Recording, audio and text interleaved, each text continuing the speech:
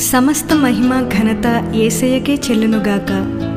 ప్రియ స్నేహితులారా, ప్రభువైన యేసునామంలో మీ అందరికీ వందనములు.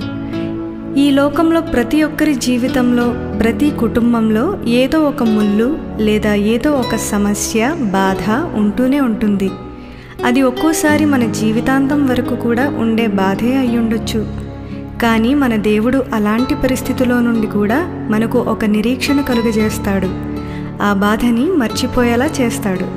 మనలోని ఎల్లప్పుడూ సంతోషాన్ని నింపుతాడు. మనతో తన నిత్యమైన నిబంధనను స్థిరపరుస్తాడు.